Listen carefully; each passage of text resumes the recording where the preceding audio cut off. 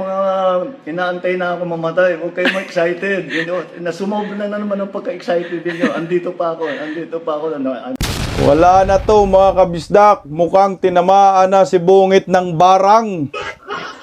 Grabe ho. Sobrang payat na po ni Bongbong Marcos, Polbos Pamor. Naglabas po ng video itong si Chucky Claire kagabi. At kitang-kita po ang sobrang pagkapayat ng Pangulo ng Republika ng Pilipinas. At mahinang-mahina na to, anak ng kagwang. Yahok na talaga, grabe na to. Aba, kailangan mo nang mag-resign nyo. Hindi namin kailangan ng baldadong Pangulo ng Republika ng Pilipinas. In-interview ni Chucky Claire kagabi. Ayan, kita tuloy ang ebidensya na talagang malala na ang kanyang diverticulitis na sakit. Nagkabutas-butas ng bituka dahil po sa kanyang masamang bisyo. Ito nga ho yung polvoron hanggang ngayon, takot pa rin sa hair follicle drug test. Ang sabi ho ng Pangulo kagabi, huwag daw po masyadong excited ang mga kritiko niya. Dahil hindi pa daw siya mamamatay. Malapit na talaga. Magiging granted ang wish ni Cara David na mamatay na ang lahat ng mga kurakot. Talagang puntaryan ito yung mastermind. Marami pong humihingi na dapat maglabas ng medical bulletin ang Pangulo ng Republika ng Pilipinas. Subalit ho, ay ayaw pa rin maglabas ng official na medical bulletin ang palasyo. At kumakalat po sa social media yung di umano'y St. Luke's na medical bulletin. Aba ho, sabi po ng St. Luke's, fake news daw po iyon. Magandang tanghali po sa ating lahat. Palike po muna, pa-share, pa-subscribe. Pakipindot po ang inyong notification bell upang lagi po tayong updated sa ating mga video. Suportahan po natin yung pangalawang YouTube channel ko po, ang Bisdak Historiador. Sobrang payat na po ni Bongbong Marcos. Bagsak na po yung mga balikat. Ito ay palatandaan na talagang malubha na po ang kanyang diverticulitis. Pag hindi po ito gagaling, panigurado, susunduin po siya ni Kung Akop. Na tila bang marami pong nagdadasal na kunin na ni Satanas si Dayunyor. Ganun po talaga ang sasapitin sa isang leader ng bansa kung walang magandang ginagawa sa bayan, kung puro lang pangungurakot at paglilima sa kabayan at sa kaban ng bayan at tinutolerate ang mga kurakot sa bayang ito at pinagtatakpan. Talagang karma ang aabutin mo. Nagulat po tayo hindi lang siguro ako, pati ho kayo. Dahil ay pinagmalaki po ng Balasyo de Polvoron na okay daw ang lagay ni BBM. Pero nung inilabas po kagabi ang video, na video message ng Palasyo de Polvoron, nagsalita si Bungit na anak ng kagwang. Binati niya yata yung kapulisan. Kitang-kita po ang kanyang pagbagsak ng kanyang katawan. Bagsak ang kalusugan. Payat na Pangulo. Para bang kandila ito na malapit na mauupos. Malapit na matunaw ang kanyang kandila. Yan po ang totoo. Kahit sabihin po ng St. Luke's na hindi totoo yung mga medical bulletin na lumalabas, makikita pa rin po sa kanyang physical na anyo na talagang mahina na po siya. From time to time, mukhang susunduin na po siya ni Satanas.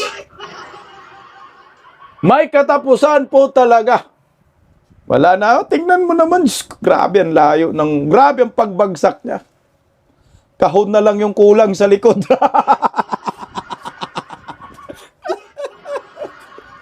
Nyar! Bakit ganyan nyo yung suot mo, Nyar? May bitak ba sa likod? Panoorin natin ng pakinggan. My warmest greetings to the officers and personnel of the Philippine National Police. Ay, grabe talaga, no? Grabe, ang haba ng liig. Wala akong pakialam dyan sa kanyang sinasabi. Ang tinitingnan po natin, yung kanyang kalusugan. Ang haba ng liig, parang si giraffe. Grabe, wala pang isang linggo yan, ha? Tama? Wala pang isang linggo yan, ay talagang bagsak na po ang kanyang kalusugan. Yung kanyang balikat, bagsak na. Wala na, yung barong niya, grabe ang luwag. Parang from time to time, pwede na siyang kanta ng Hindi Kita. Alay, tingnan mo naman yung mukha niya. Grabe, ang layo talaga. Balikat, bagsak. Isang linggo lang yan. Grabe naman. Okay lang mo sana kung yung isang buwan, mukhang masasabi mo talagang nagda-diet, no? Eh, dahil isang buwan ito, wala pang isang linggo tutol. Kita mo yung pagbagsak ng kanyang katawan dyan, oh. Grabe, oh! Diyos ko! Parang at sa natutunaw, eh. Talagang binarang ito.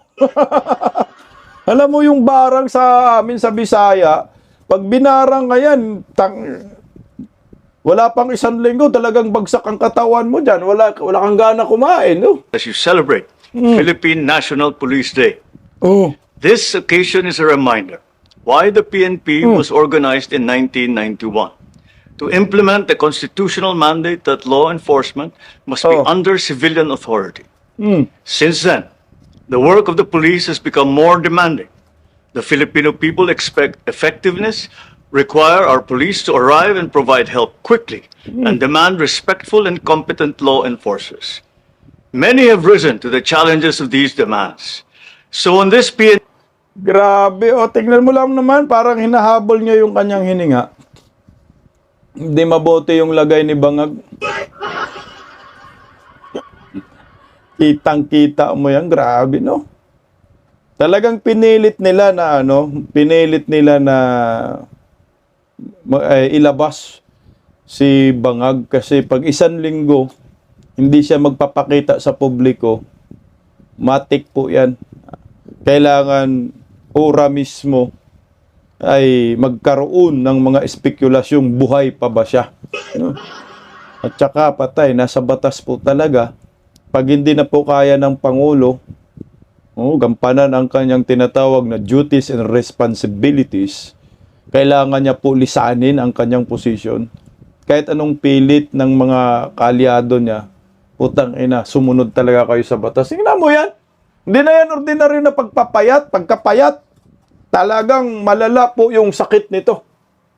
PNP Day, we also recognize officers and units who have met these expectations, as well as the stakeholders who help the PNP in building and strengthening relations with the community. The awards conferred today honor personnel who delivered Ito, side view. Tingnan mo yung side view niya, no? Grabe talaga, oh. Wala na yan. Kitang-kita mo yung pagpayat niya, no? Oh. Parang ano siya, parang isang taon na nagkasakit, no? Ang tao kasi hindi po basta-basta papayat yan kung walang sakit, no? Except na sa mga nagji-gym, nagdi-dieta, isang linggo, hindi pa makikita mo yung pagpapayat. Pero ito, hindi to nagji-gym, no? Talagang sakit po ang dahilan kung bakit siya pumayat. Pag ito ay hindi maagapan, sunduin ka talaga ni Akop, maglaro kayo ng golf. Tingnan mo, oh. results on the ground through effective operations, improved service delivery, and leadership that raise standards within their units. These examples matter because they show that Gabi na yan, oh. Yung paglunok niya ng laway, no? Nilulunok niya, parang naghahabol siya ng hininga dyan.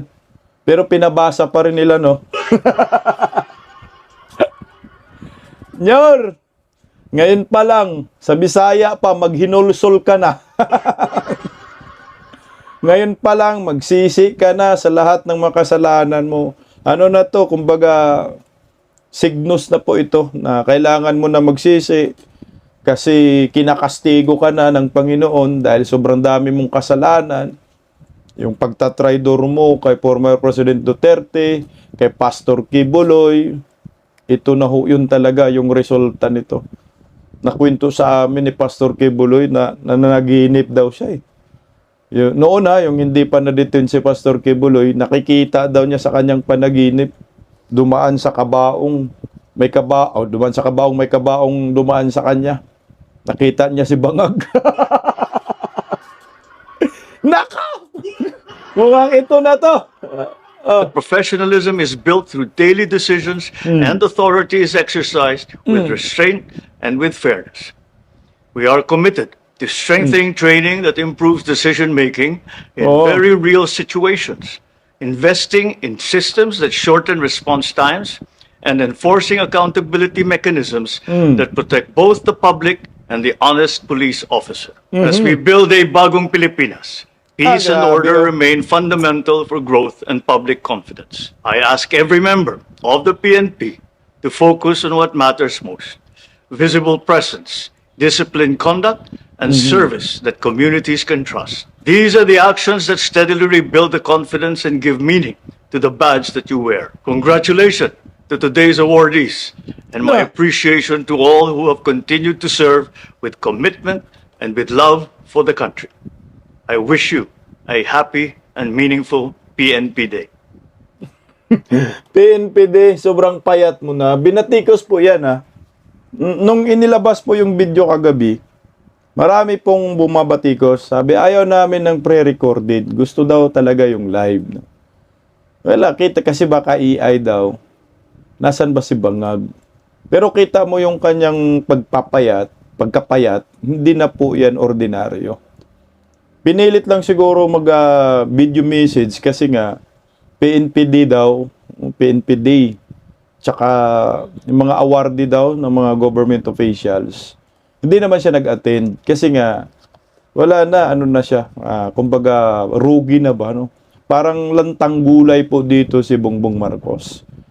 Pero siyempre, yung attack dog niya na si Claire Castro, pinipilit niya na kumuha po ng video para makita daw na buhay siya.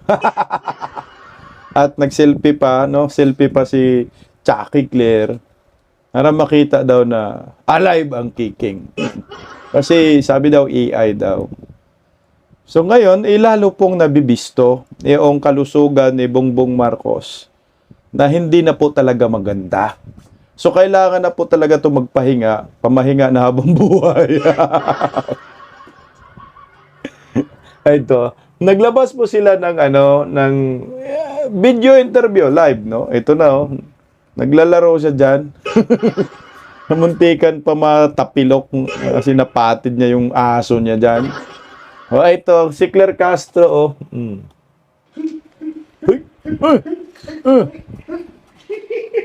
Sir, Wala na, nabuang na talaga to.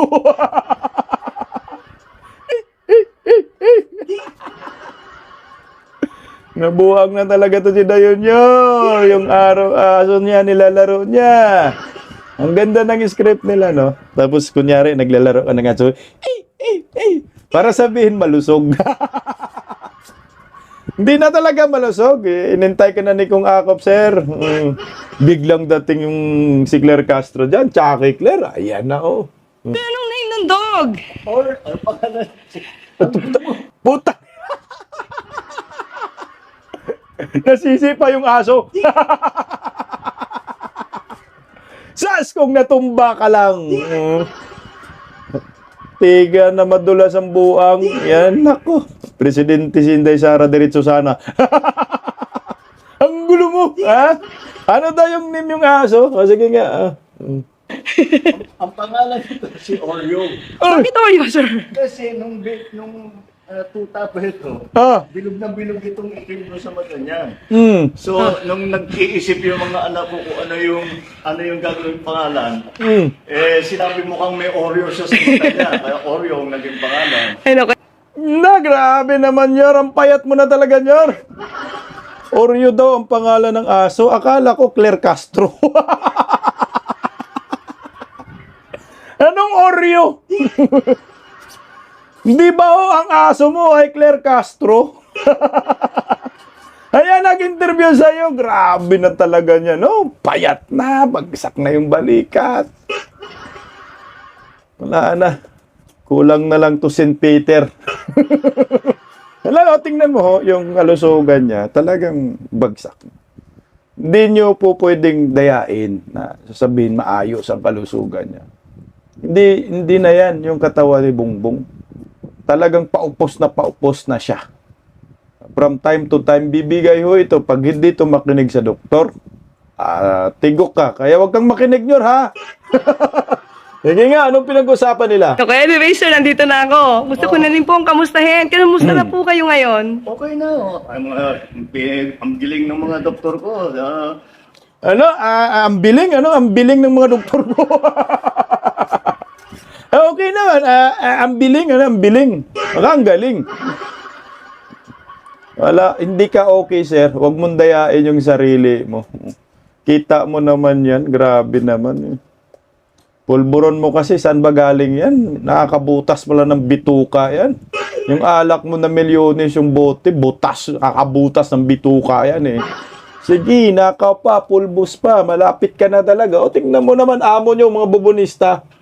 Binigyan lang ako ng mga gamot. At saka patuloy pa rin yung aking antibiotics. Pero okay na ako. In fact, nakapag-DC meeting na kami nung Lunes with most of the cabinet. So, I'm back in, pero medyo nagtatampo sa akin yung mga doktor ko.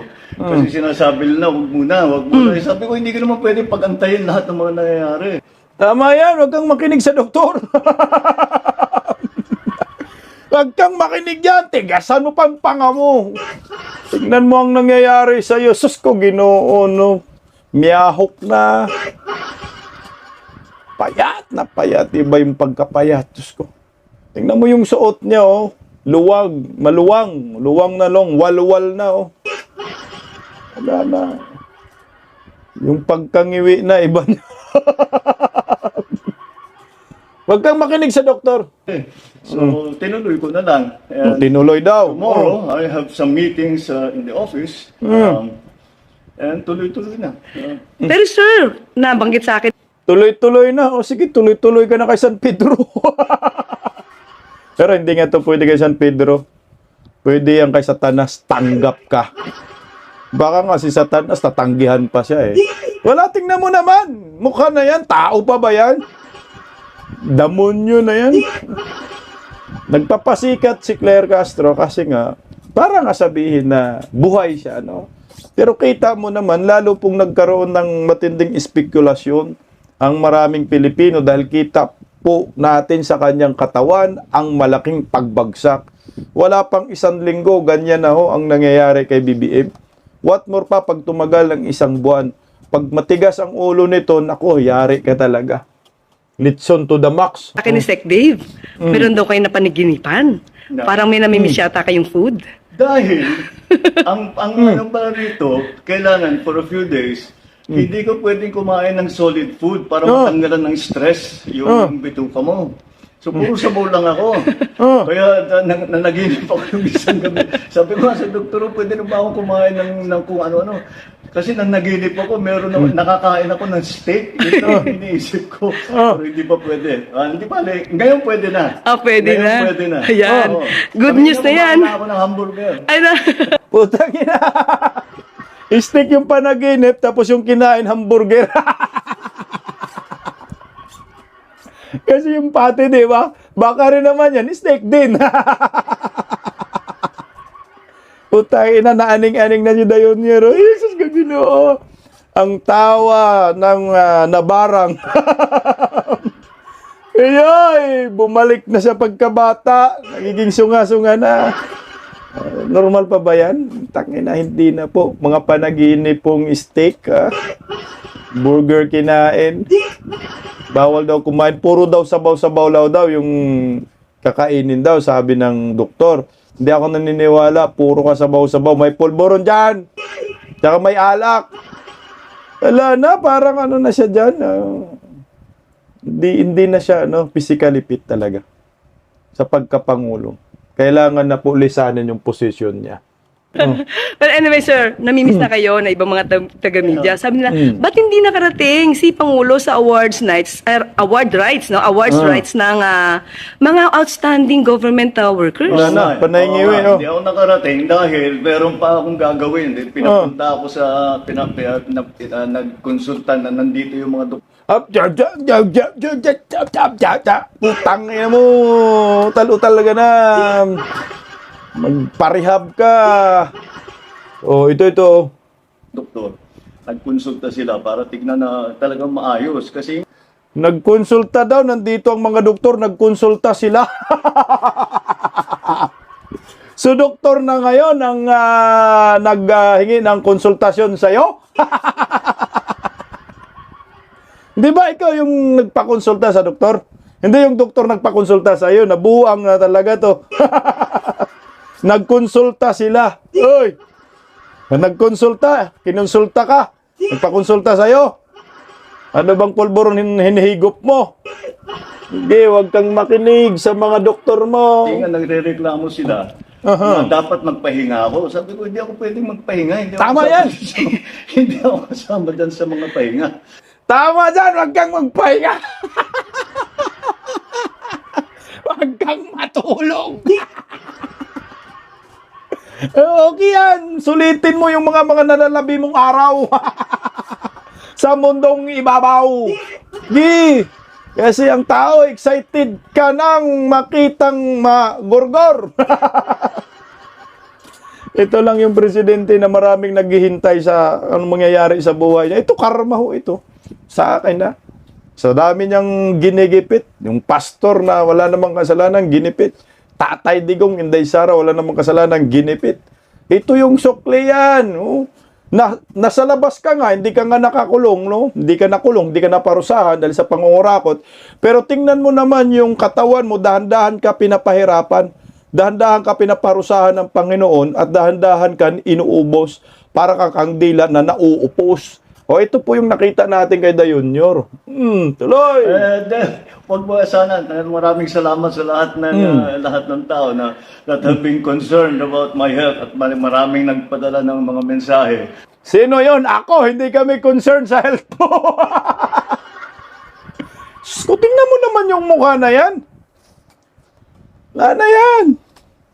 Bigay mo na yung posisyon mo kay Inday Sara, wala ka nang magagawa, hindi na yan kaya. Kasi alam mo, pag mahina na yung katawan, pati yung pag-iisip mo, mahihina na rin. Mahina na rin. Tsaka, yung decision making mo, bilang isang pangulo, apektado na yan. Kaya, kung ang mga abogado nakakita po na ganyan ang kalusugan ng pangulo, kailangan po talaga yan ay i-demand natin. Yung kung ano ang nakalagay sa saligang batas, na kapag ang Pangulo ay hindi na physically fit, matik po yan, bakantihin niya ang kanyang posisyon bilang isang Pangulo at ang hahalili ay ang pangalawang Pangulo. Nasa rules of succession yan sa 1987 Constitution. Patay ka dyan. Na gumaling ka na kagad. Sabi ko, pasalamat ako sa kanila. Thank you for your concern. But I said, I got the best the best possible medical care that you can have. And that's why I'm already back in harness. Kaya tuloy-tuloy. Tomorrow, Sige nga. gusto ko nang batiin yung PNP natin. Wala na. Bukas PNP. Kita nyo yan? Gaganon na siya. Kita nyo? Talagang yung ngiwi, hindi niya maiiwasan. Tingnan mo. Stupid. Magsisi ka na. Napalibutan ka na ng mga kandilang itim. Grabe, balikat niya, liig niya, mukha niya, kamay niya, katawan niya, pati buhok, apektado na rin. Yung ngipin niya, parang nabungal na siya dyan, ha? Yung nangyari sa'yo, Dong, pulburon pa. Talagang, alam mo, barang talaga to. Nga tuloy, grabe na, The PNP anniversary, the creation of the PNP. And I wanted to greet them all. In fact, I made a video of that earlier today. Sir, Yan yung video niya na talagang sobrang payat-payat, no? Ito, payat na talaga to, no? Hindi na ito, parang sabihin ni Claire Castro, malusog, hindi nga malusog. Kita mo naman, frail, no? Matamlay, payat, Diyos ko. sir, mapapagalitan nga po kayo ng doktor nyo kasi ang balita, yung EDC meeting, umabot yata ng halos 2 oras. Gawin mo 5 Mga oras. ganun. About 2 hours, a little more than 2 hours. Very good, ganyan. Kailangan matigas ka sa Huwag mo sumunod. Sumusundan yung doktor. Okay po yan. After the EDC meeting, sir, ano yung maaari nating ibigay na magandang balita sa ating mga kababayan? Well, but ito yung usually ang EDC, is the Economic Development Council, which is under the DepDev, Department of Development, DepDev. And pinag-uusapan dyan yung mga project na i-approve. Malalaking project na i-approve. O paano kung kailangan palitan yung mga scope of the project, yung cost ng mga project, yun ang pinag-usapan namin, kaya napatagal. Pero usually ganyan talaga yan, 2 oras. Kasi hindi pwedeng madaliin yan eh. You cannot. Tama yan, Yor. Gawin mo mong 3 oras. 5 oras. Huwag mong madaliin para tuluyan ka ng mamahinga. Uy, malapit ka na talagang buwang ka. Rush, not because importante masyado. And we're talking about some very important projects. And tinitingnan natin paano pabayaran, saan na natin gagawin, etc., etc. And that's what we did. That's what we did last Monday. Nako. So, after And that, sir, today, kaninang umaga, na-swearing ko na si General Natate. Na-promote na siya sa 4-star General. opo, congratulations, General Natate. Yes. Sir, after ng 2 hours, wala ba kayong naramdaman na masakit sa inyo? Ay, wala naman. Dahil wala na naman akong nararamdaman eh. Kaya naman pumayag na ako nang gumawa ng meeting. Dahil wala kaya ko na naman eh. In fact, nung sinasabi magpahinga ka, medyo na-bored ako nung weekend. Sinasabi ko, no, I have to do something. Sabi ko, so binasa ko na lang lahat ng brief ko. Ayun. Tama Medyo yan. up to date na ngayon ako. Ayun na, sir. Huwag Wala kang- talagang pahinga kahit huwag na kang merong magpahinga. nararamdaman. Dapat nga magpapahinga ako, pero hindi pwede. Importante. Marami Tama. ginagawa. Tama yan. Huwag kang magpahinga. Okay yan kasi mamahinga ka naman din habang buhay eh.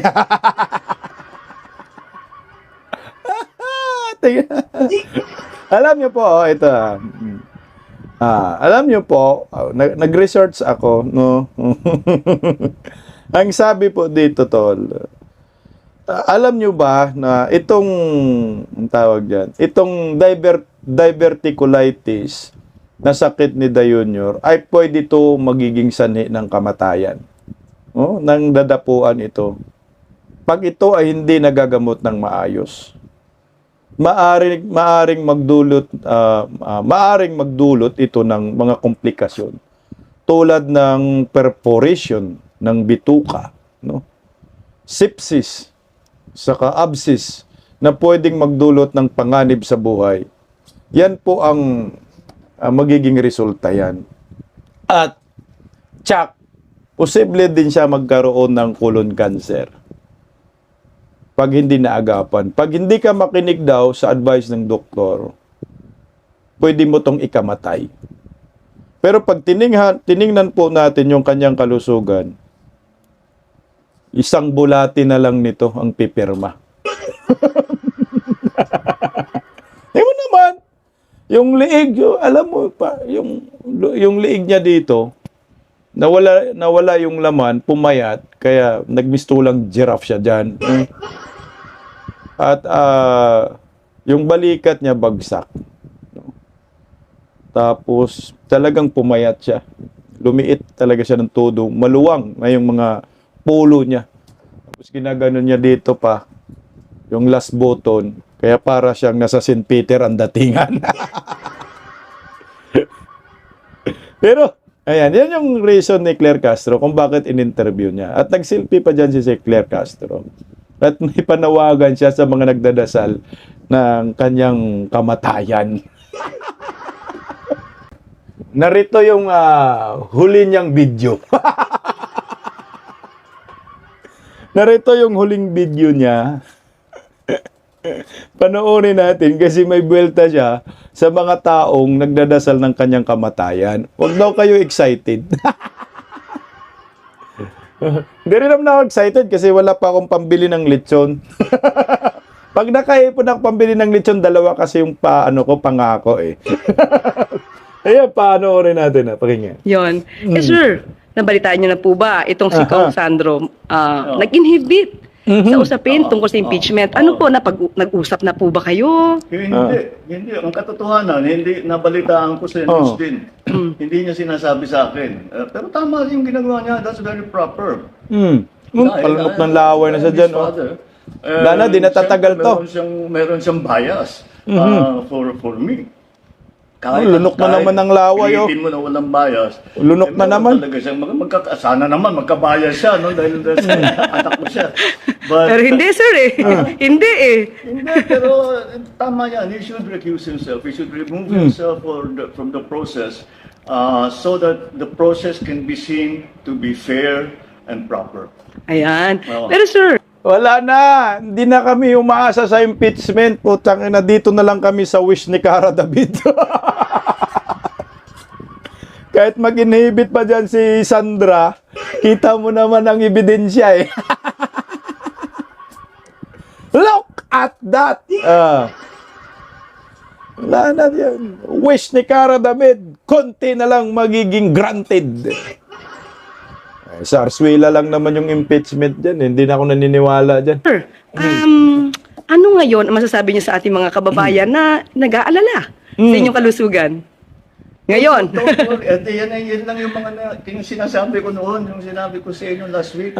Ito yung mga inaantay na ako mamatay. Huwag kayo ma-excited. Nasumobra na naman ang pagka-excited din yun. Kaya nga ako, excited na ako eh. Alam mo, Nyor, excited na talaga ako. Tingnan mo naman yung pagkapayat mo, Nyor. Hindi na yan ordinaryo, Nyor, ha?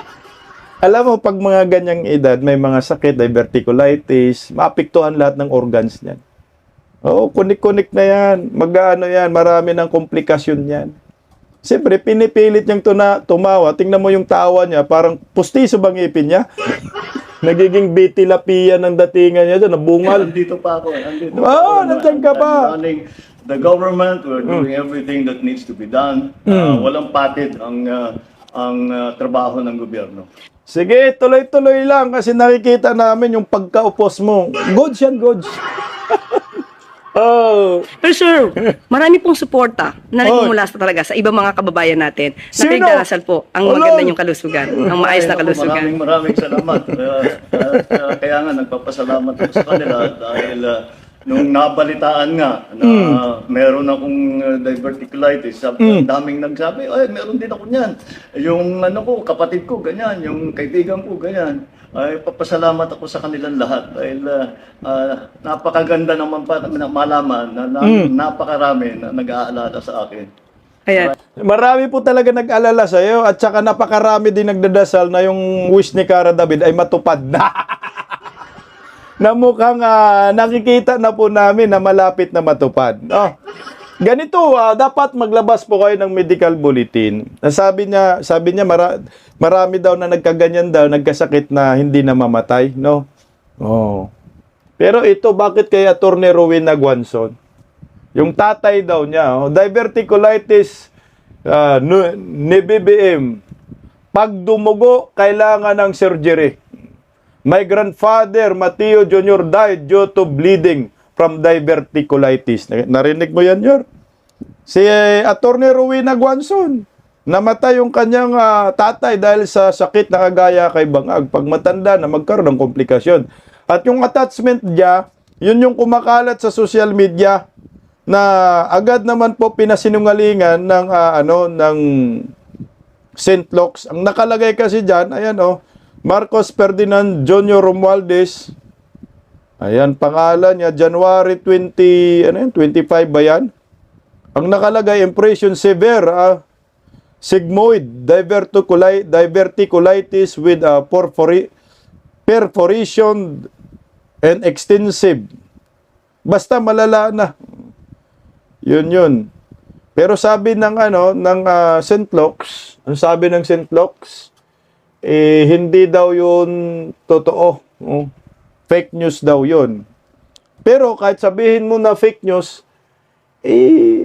kita mo naman sa kalusugan ni BBM, talagang matindi na po yung sakit niya na diverticulitis. Alam niyo po ba na tayong mga Pilipino ay may karapatan na tayong malaman kung ano ang kalagayan ni Bongbong Marcos ng presidente ng Pilipinas. Ito po sa Saligang Batas, Artikulo 3, Section 7, karapatan sa impormasyon hinggil sa mga bagay na may pampublikong interes.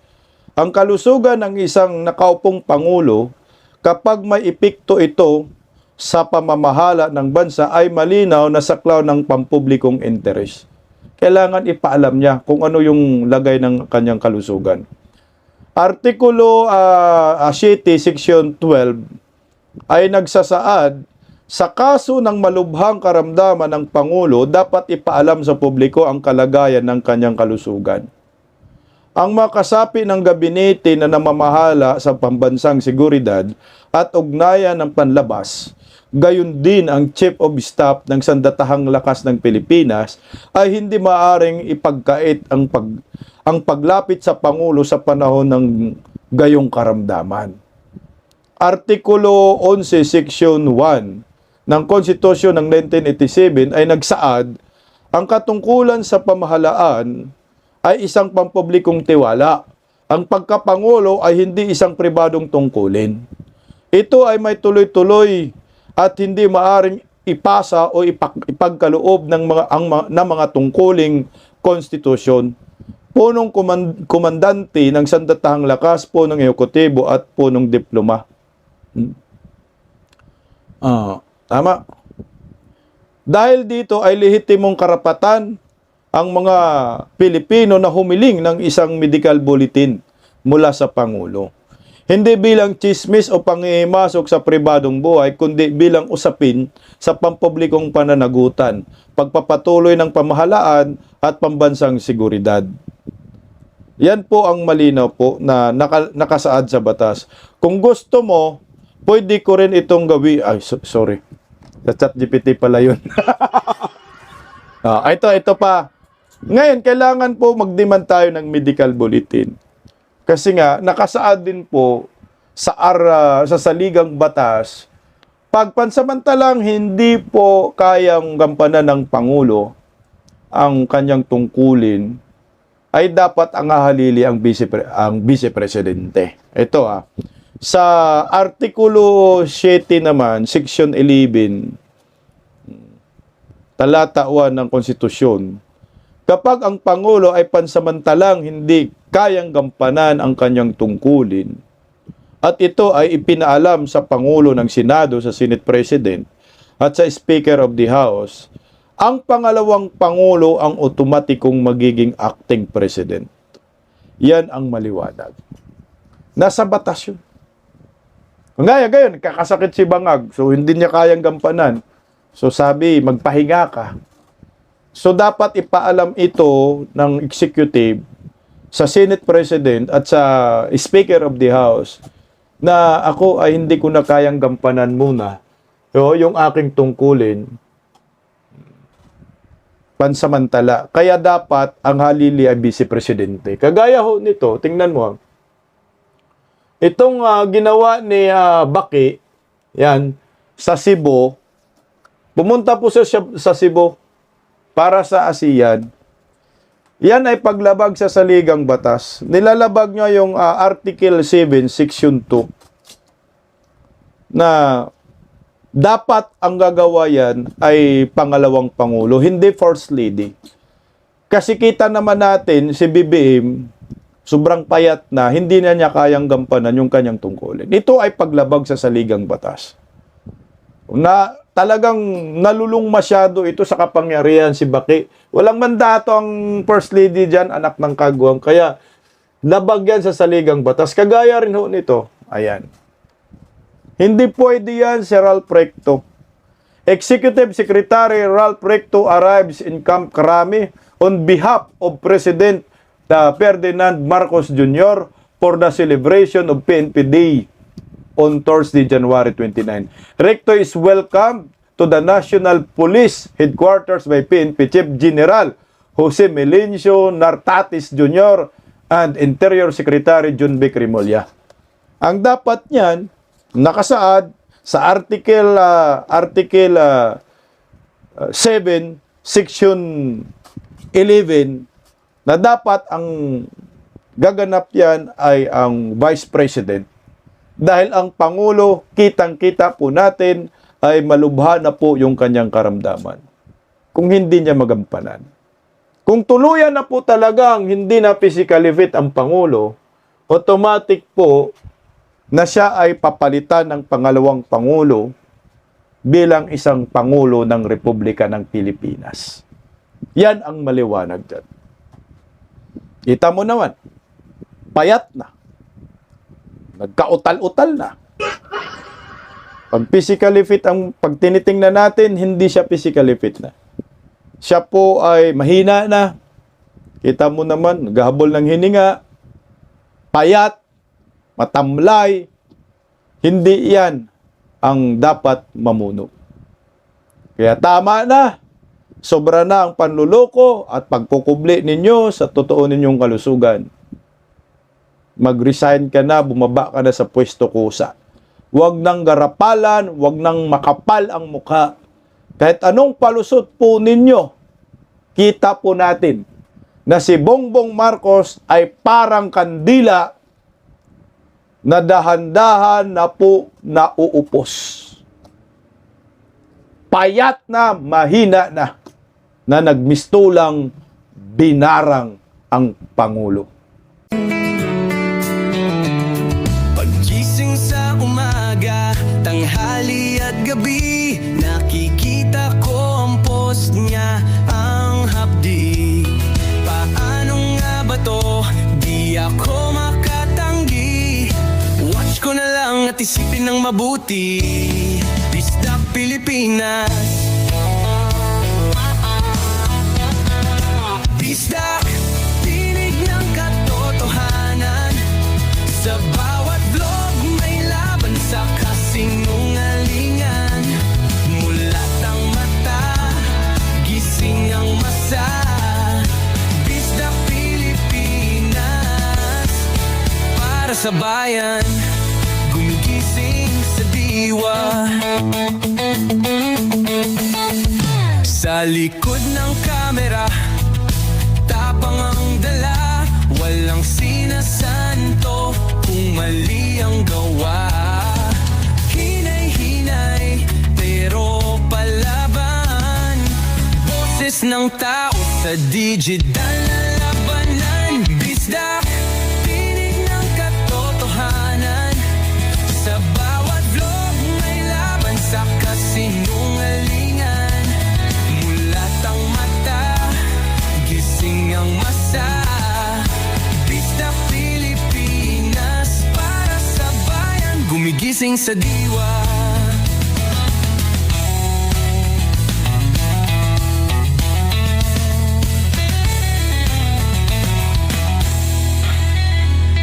Hindi artista, hindi politiko, pero ang katotohanan, sigaw niya ay buo. Sa YouTube o Facebook man siya makita, may aral ka pa rin, may uri sa bawat salita.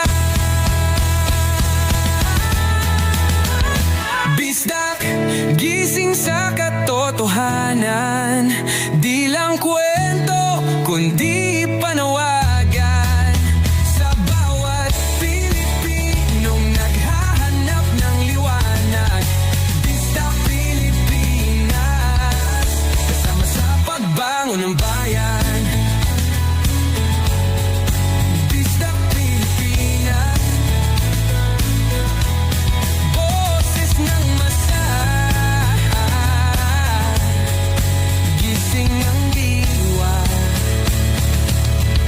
ilog mo may pag-asa.